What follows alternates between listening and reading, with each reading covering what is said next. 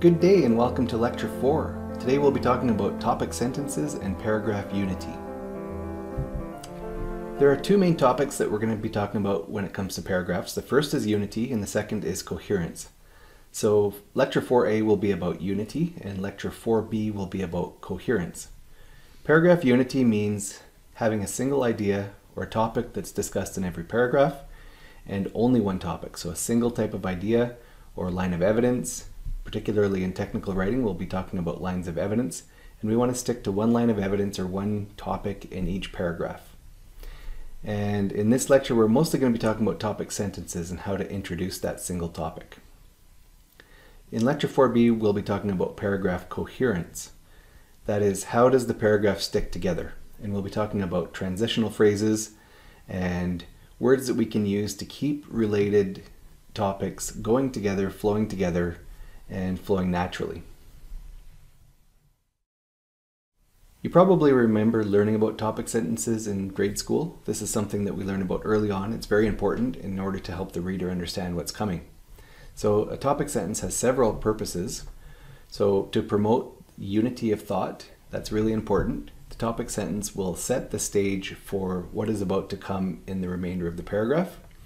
And it will promote a logical flow of ideas. So if we have a topic sentence, it tells us and it tells the reader what is going to be in the rest of that paragraph. So it helps the reader anticipate things to come. In a more general sense, it gives the reader a general idea of what are the more specific details they're about to read. More importantly, though, I think it helps the writer maintain a logical train of thoughts. So as a writer, if you write a topic sentence, you can then have that thought in your mind as you write everything else in that paragraph. You know that you're trying to relate it somehow back to that original idea or thesis that you've written. You may read in various sources, including some of the ones I've linked to. The topic sentence can be located at various places in the paragraph. Most commonly, the topic sentence will be the first sentence in the paragraph.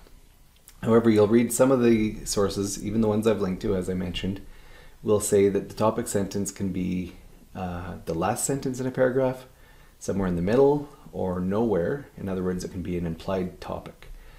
I would highly recommend just leaving it as the first sentence in every paragraph. It's much easier for you to follow a bit of a formula, particularly as you're learning to write. And in fact, I learned this formula. I've never deviated from this. So I find it much easier to read and to write if the topic sentence introduces everything else to come. I know in creative writing, and there are a lot of other styles of writing where you might want to be more, creative and interesting, but in technical writing, keep it crisp and stay on point by keeping that topic sentence right off the bat in each paragraph. Okay, so let's look at some topic sentence examples. We'll start with some good ones. And for all of the examples I'll show in this lecture, I'll be using my thesis. And I'm using my thesis for a few reasons. Number one, I can do so without worrying about copyright or plagiarism. Number two, I can look back with some amusement at some of the writing that I had done and hopefully draw some lessons from that. So let's start with a couple of good examples. In this paragraph, I'm talking about recreational uses of the Bow River. My thesis, by the way, was about the Bow River downstream of the city of Calgary and the impacts of the city on the river. So I'll use a few examples from that thesis to try and illustrate topic sentences. So you can see that I've got the topic sentence here. Recreational uses of the Bow River include angling, boating, and swimming. And you can just pause and read this. I'm not going to read every sentence in these, but if you want to read this, please do. And have a look at each sentence that follows. Each sentence relates back to that topic.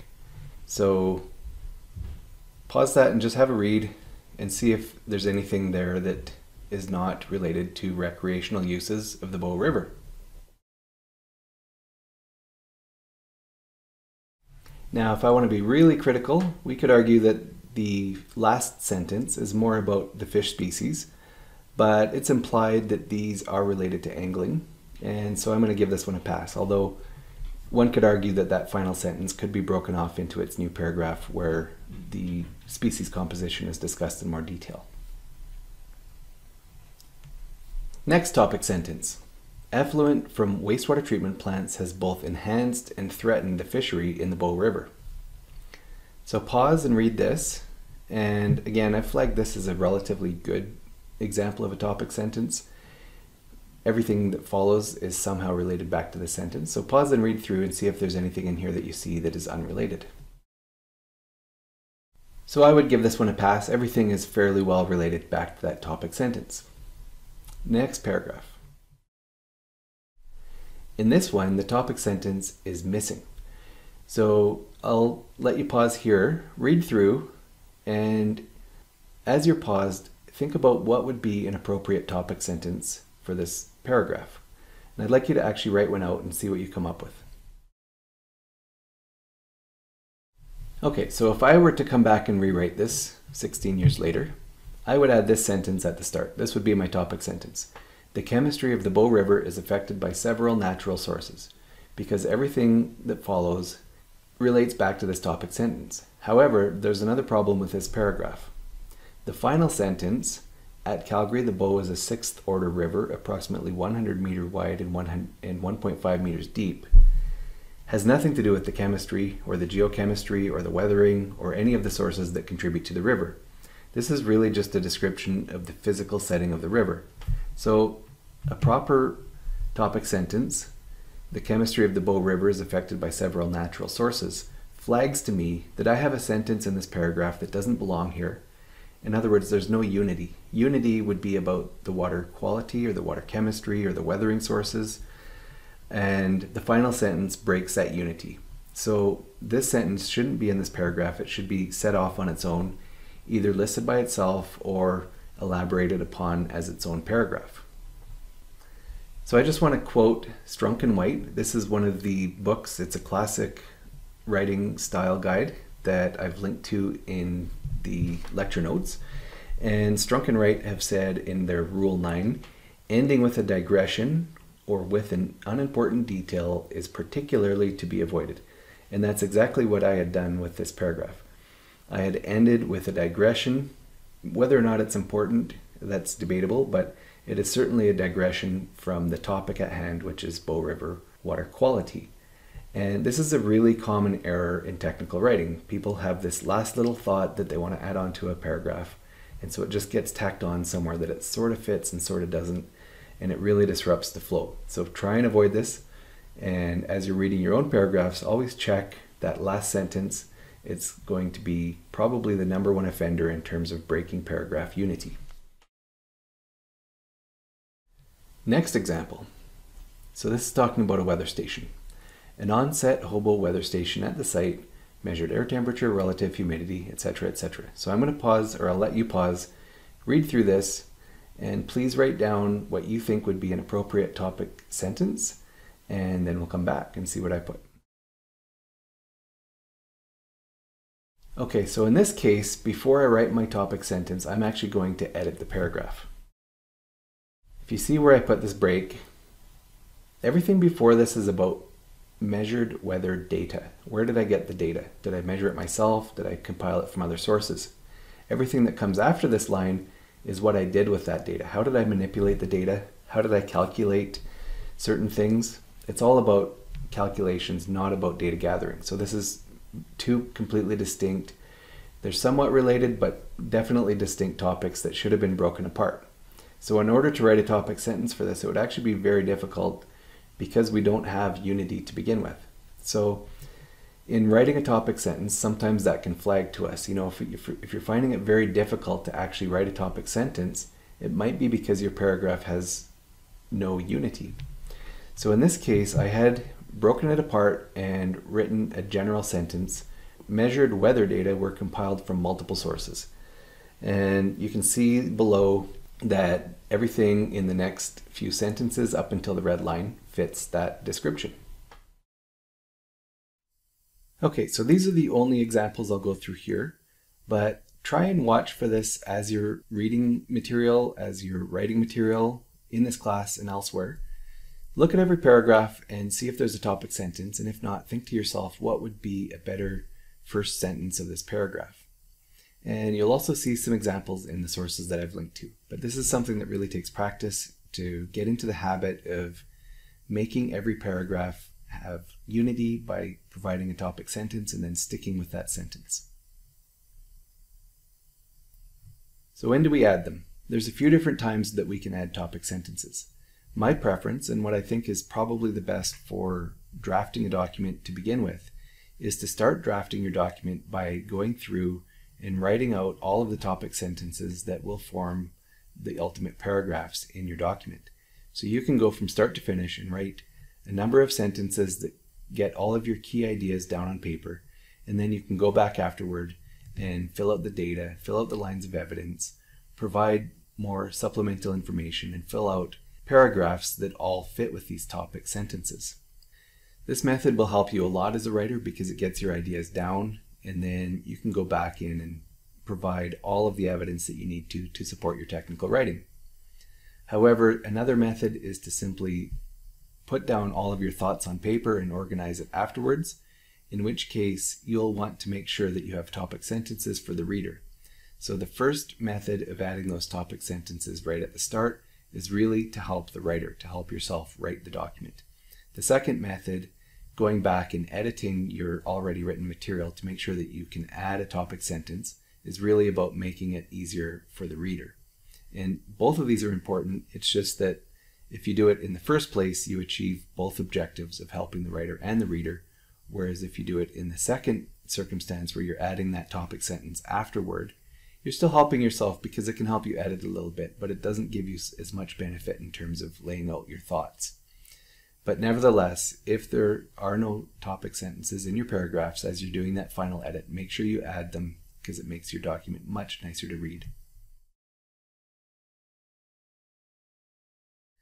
So when to avoid them? So we don't need a topic sentence in every paragraph. If we have a very short paragraph, a paragraph can be a sentence, can be a few words. Really, we don't need a topic sentence for a paragraph that's only 2 sentences. In general, if you have 3 or more sentences, it's a good idea to add them.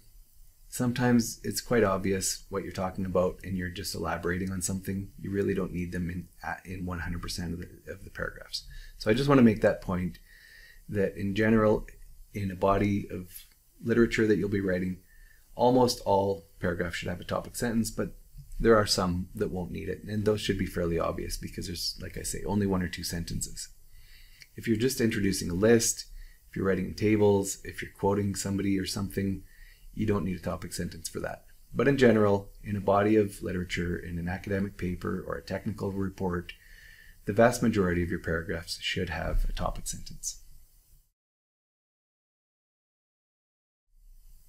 So within a paragraph, now that you've written a topic sentence, there are a number of ways that you can organize your thoughts or your ideas or your topic, and you can write everything after that topic sentence in some sort of an order.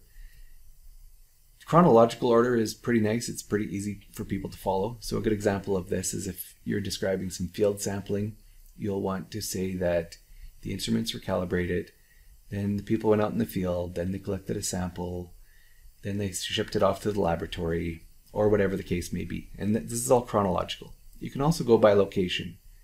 And often, if you're talking about field studies, chronological and location will follow the same order. Although you might discuss a bunch of topics that you sampled at one location, or a bunch of different minerals that you observed from one sample at one location, then move on to the next location. You might also go from general to specific. And general to specific applies to your whole document. Normally when you're introducing a large topic, you want to start very general. So that's actually what we've done with all of these topic sentences. We start with a general statement, then we move into some specific details, and often we'll want to come back to the generalities at the end of each paragraph, and if not at the end of each paragraph, then definitely at the end of each section or at the end of each report. The textbook mentions least to most important. This is often the reverse of what I like to do. In technical writing, the saying goes that we're not writing murder mysteries. We want to start with the most important. We want to get that information to our reader as soon as we can and then support that with more evidence. Another thing, as scientists, we like to solve problems. So you can start with a problem formulation and then move into the solution. Whichever of these you choose, it'll really depend on what you're writing about, but make sure that you have one of these in your paragraph or in your document and that you're following that as consistently as you can. So if you're going location by location, stick to that format. If you're going chronological, stick to that format throughout your document. Consistency is really key to a lot of things we're going to talk about in technical writing because it helps readers understand complex topics. It helps break it down into simpler pieces that they can then understand as a whole. Okay, so that is it for topic sentences. It's a really important topic, so I hope you give it some thought as you're reading other material and writing other material. As I said, not just in this course, but as you're reading even a blog post or a newspaper or some other source, have a look at whether they use topic sentences. And when you're reading your own work or writing reports for this class and other classes, always look back through your document and see, did I use a topic sentence everywhere that I needed to? Go ahead and read the links that I put on the lecture page, and then we'll move on to paragraph coherence and transitional phrases. Talk to you soon.